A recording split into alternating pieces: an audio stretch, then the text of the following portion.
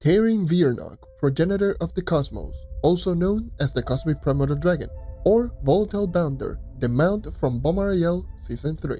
Which of the two is going to be better for geotopside speed farming? Let's get started. Now, I need to state that this is going to be my own personal opinion, so different players are going to have different opinions. This is just going to be based on my own personal preference and playstyle. Also, keep in mind that this is going to be if you have both mounts available.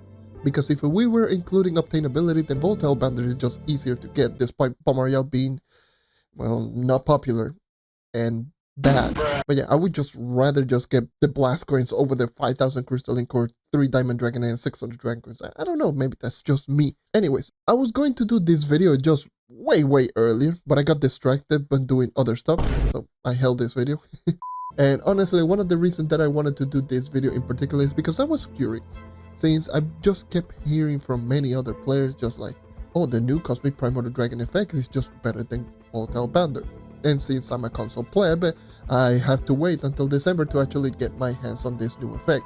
Now, if you're out of the loop on what is going to be the new effect of the Cosmic Primordial Dragon, then I don't blame you, because getting this mount is a pain in the ass, and the effect that got changes was an addition to the Trolls with title update, so it wasn't even the main focal point of that particular update. So the effects on the Cosmic Primordial Dragon, it got changed from granting 50 base light for 6 hours into granting you an increased jump height for 5 seconds, and this is going to be for every single jump. Now, if you're seeing this right now on screen, these 3 pillars are going to be the difference in jump height between the regular jumps, the dragon, and Volatile Bounder. The gold block is going to be where the character is standing, and the red blocks is just going to be the jump height.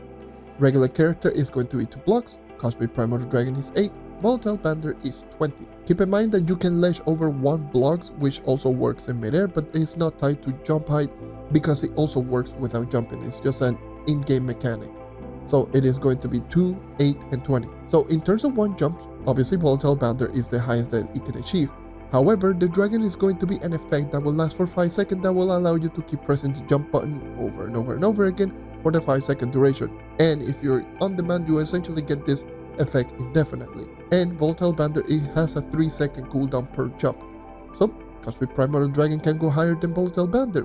So is it better, right? Well, if you look at the numbers in terms of side-by-side comparison and do a race between the two, then yes, obviously, of course, the Cosmic Primordial Dragon is going to be better. But what about geotopside and speed farming? That's when personal preference comes into play.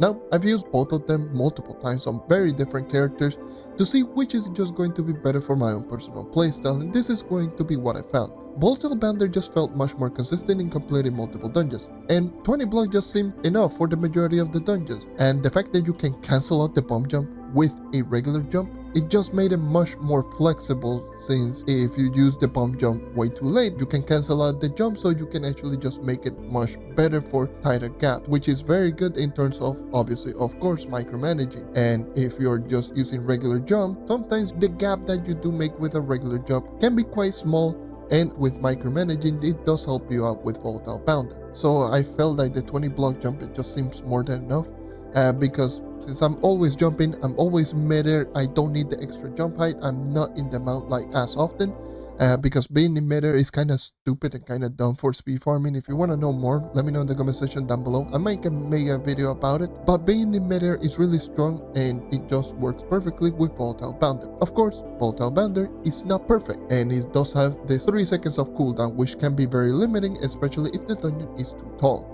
which moves into the second portion of this video, or the second mount, which is going to be the Cosmic Primordial Dragon. This one works way better for very tall dungeons. It is ridiculous because 5 seconds of jump, you can get really high really quickly. But the thing is, it's just going to be a little bit more inconsistent for small to medium-sized vertical dungeons, because you have to fully commit on the jump height, because the jump height that you do get with the Cosmic Primordial Dragon is a character buff, unlike the Volatile Bounder, which is an extra jump, which is a very distinct difference right there. You can actually control the jump height with the Cosmic Primordial Dragon. If you can do it, then the potential is right there.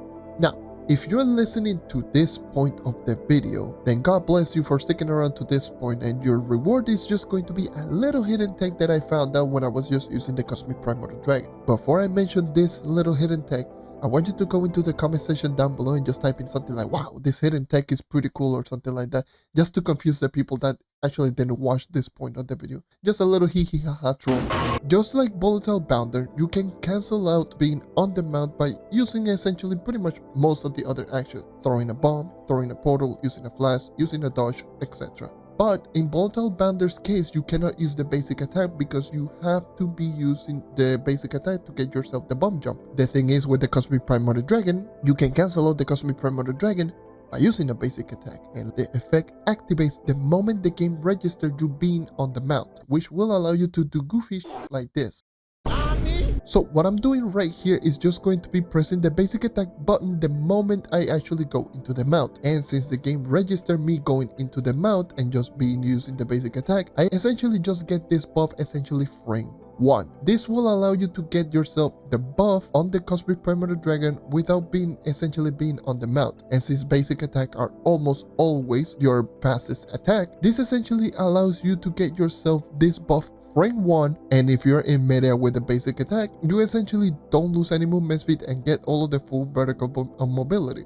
Yet another reason why being in midair is kind of busted for speed. Now, that is just going to be your little reward for just sticking to this point of the video. Despite all of that, I will still take Volatile Bounder as my personal mount. Like I just mentioned again, I'm always jumping all the time. I'm barely on the mounts, and the only time that I'm on the mount, Volatile Bounder is just more than enough for the majority of the dungeon that I'm doing. And since you're using Volatile Bounder in midair, you don't lose the movement speed. So you maintain the full vertical mobility, the full horizontal mobility, and it gives you more than enough jump that you can actually just get into the majority of the dungeon. And you can cancel out the bomb jump if you mistimed your Volatile Bounder, which again can happen in some cases.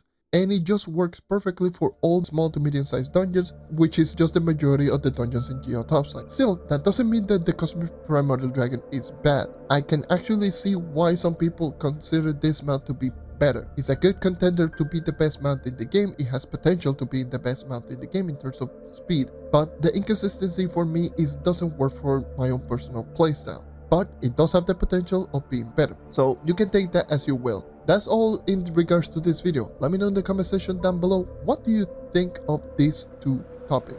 And if you want me to cover another specific topic, let me know in the comment section down below. Like for example, some people have just been asking me how to move fast, even though I've done plenty of videos, including a video that actually is called that. Anyways, if you want me to do an update on that video, I can just do that, I don't mind. But anyways, with all that being said, leave a like, sub for more content like this, and I hope to see you guys next time. Take care and keep on hunting. See ya.